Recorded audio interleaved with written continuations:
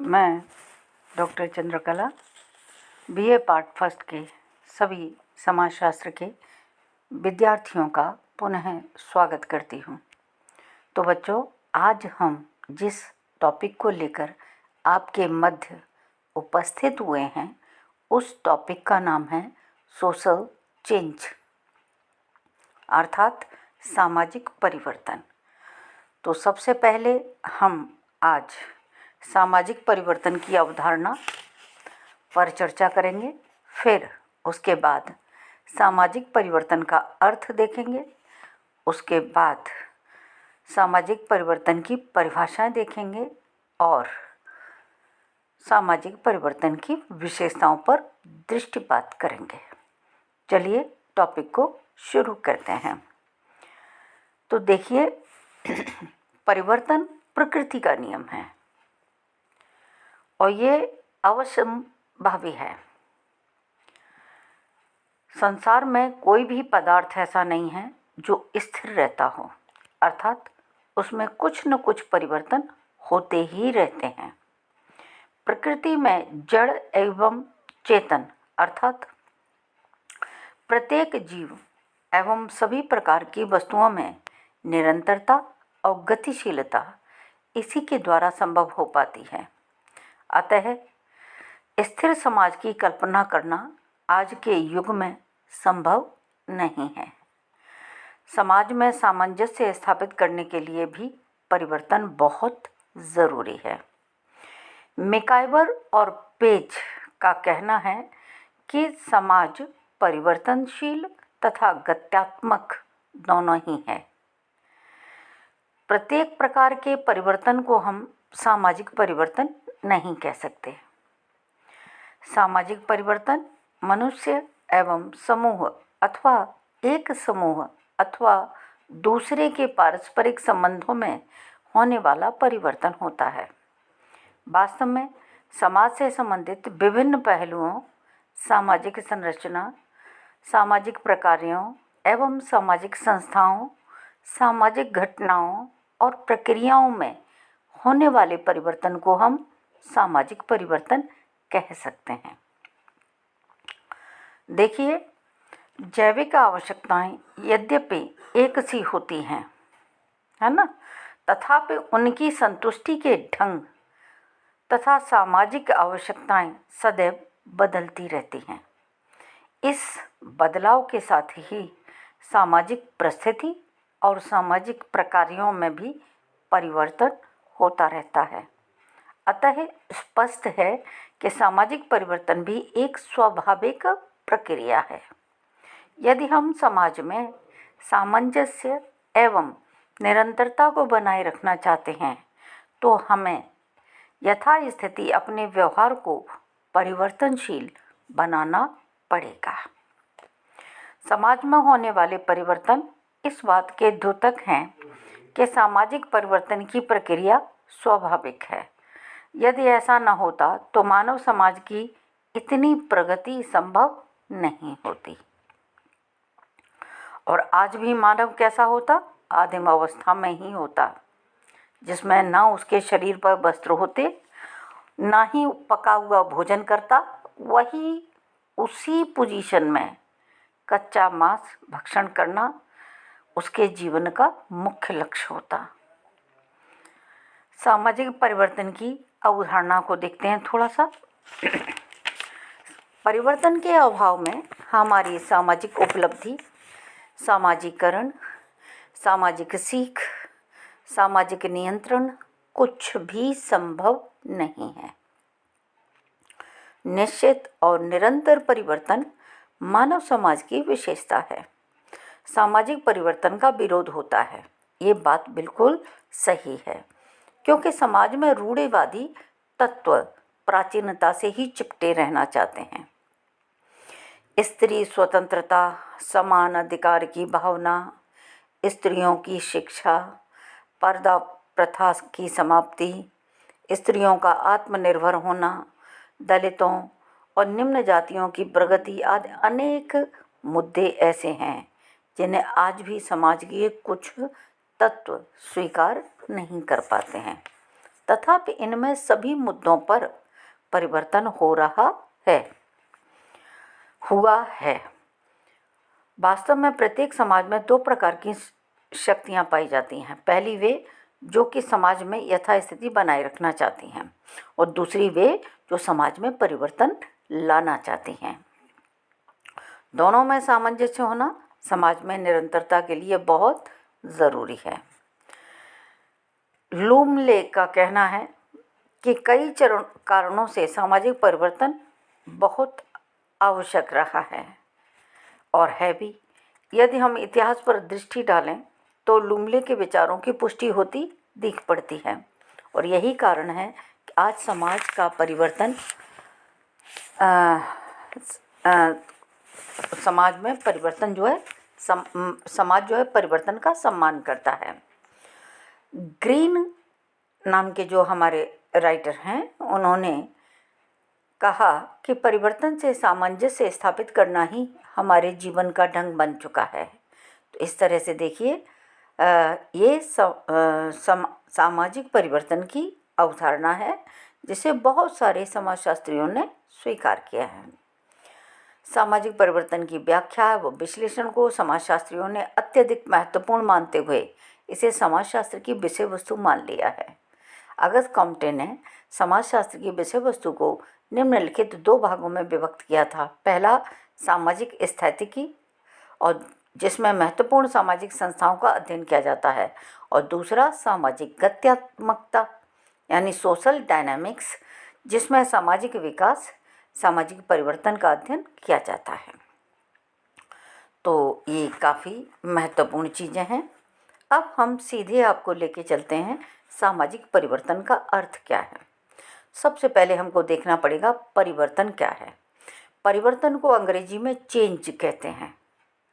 Alteration तथा modification आदि शब्दों से जानते हैं, संबोधित करते हैं।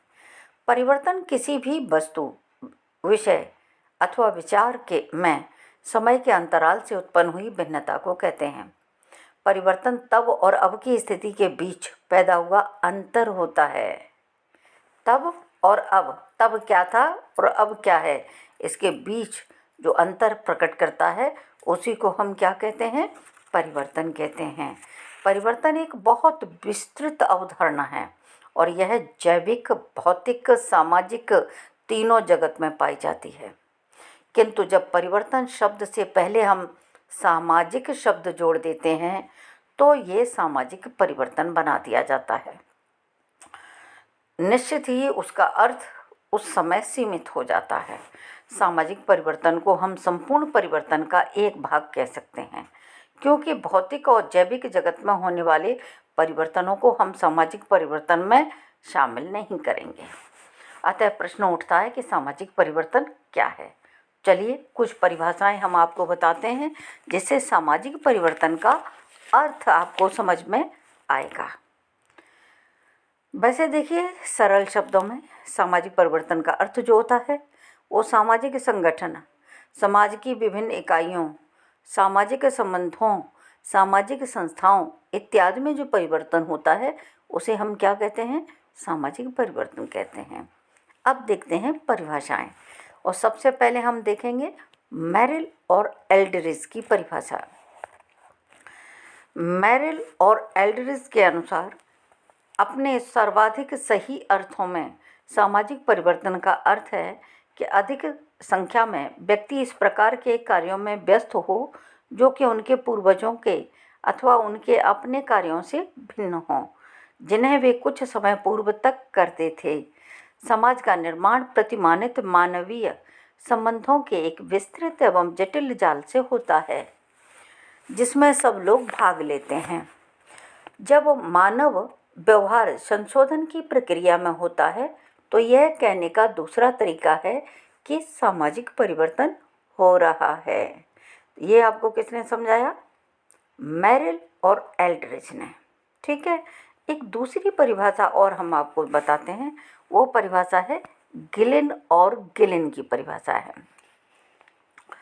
गिलिन और गिलिन के अनुसार सामाजिक परिवर्तन जीवन की स्वीकृत रीतियों में घटित परिवर्तन को कहते हैं।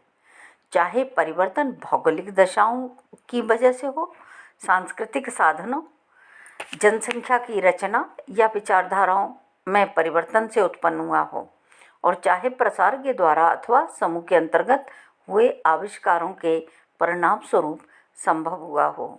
लेकिन किसी भी तरह से इनमें से कोई भी परिवर्तन होगा वो सामाजिक परिवर्तन के क्षेत्र में आएगा। अब एक और राइटर देखते हैं, वो है जोन्स।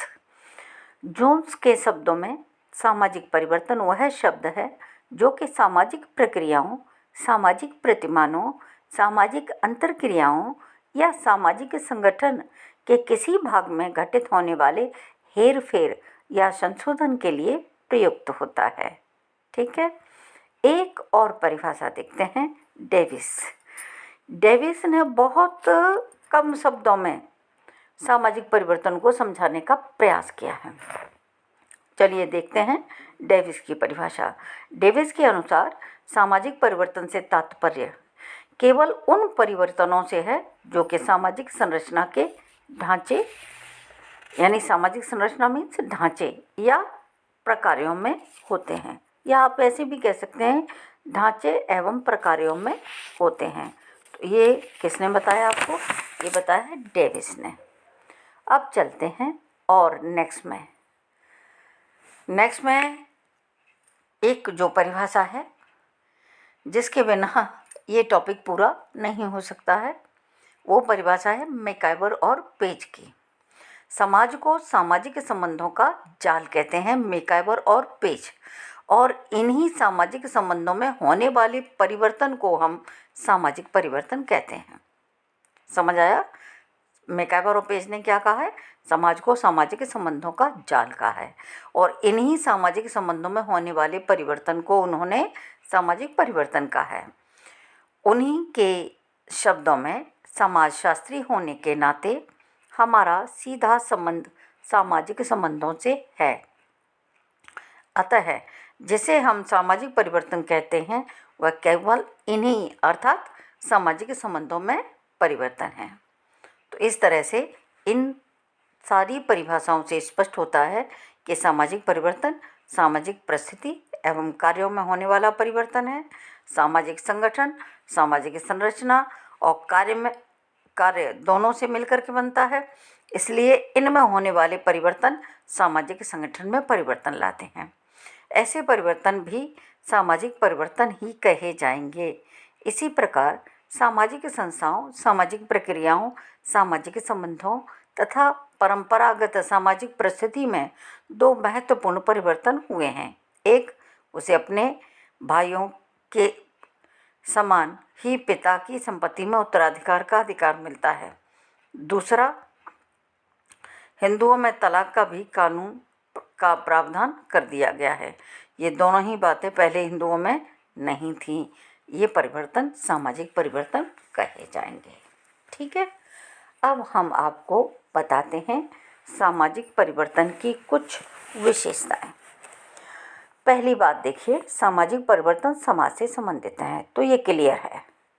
सामाजिक परिवर्तन का संबंध व्यक्ति विशेष से न होकर के समूह विशेष से होता है।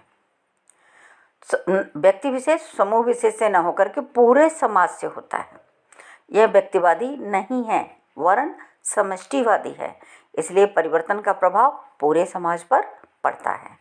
पहली बात हो गई। दूसरी विशेषता देखिए, सामाजिक परिवर्तन सार्वभौमिक है। संसार में कोई भी ऐसा समाज नहीं मिलेगा जहां परिवर्तन नहीं हो रहा हो, जो समाज पूरी तरह से स्थिर हो। परिवर्तन प्रति क्षण होता रहता है।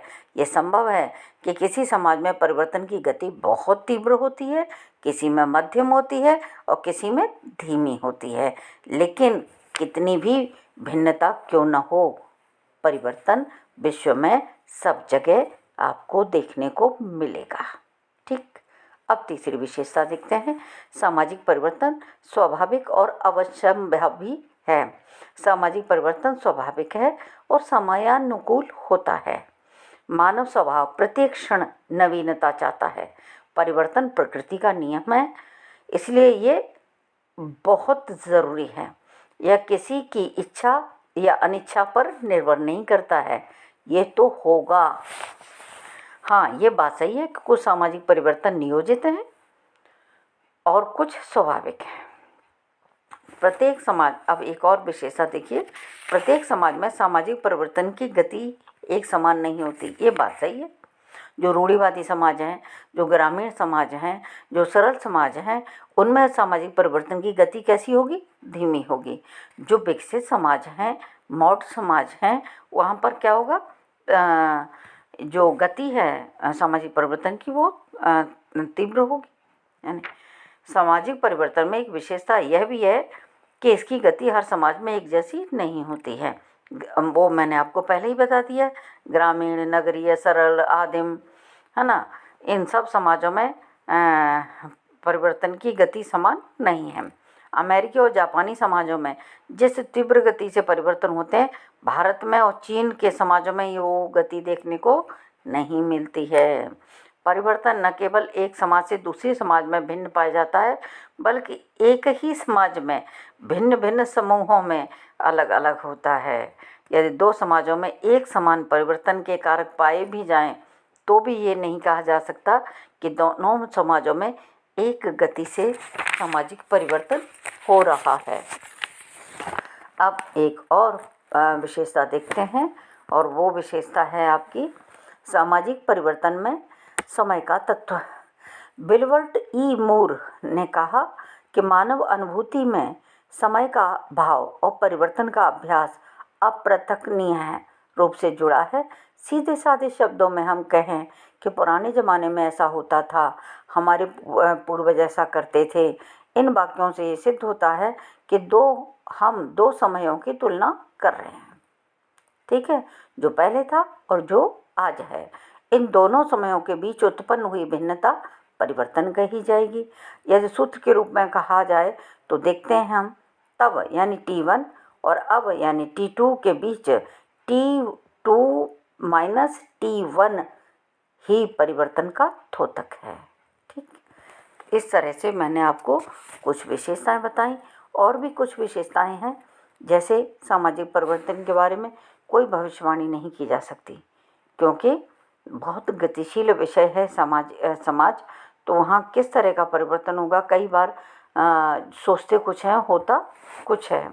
इसी तरह देखिए, सामाजिक परिवर्तन अमूर्त है, आपको दिखाई नहीं देगा और परिवर्तन हो जाएगा। इतनी धीमी गति से होता है कि होते हुए आप नहीं देख सकते, लेकिन हो जाएगा तब आप महसूस कर लेंगे।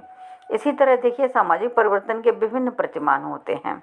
ये बात भी सही है, कई समाजों में इन चीज़ों को अलग अलग रूप से देखा जा सकता है। सामाजिक परिवर्तन तुलनात्मक एवं सापेक्ष होता है, और सामाजिक परिवर्तन एक तटस्थ अवधारणा भी है। इस तरह से मैंने आपको आज ये बता दिया। अब कल हम जिस टॉपिक पर चर्चा करेंगे वो टॉपिक है सामाजिक परिवर्तन के प्रकार या स्वरूप। ठीक है, तो कल हम उस पर बात करेंगे, और कोई भी आपकी क्वेरी हो तो आप मुझे फ़ोन करके पूछ सकते हैं।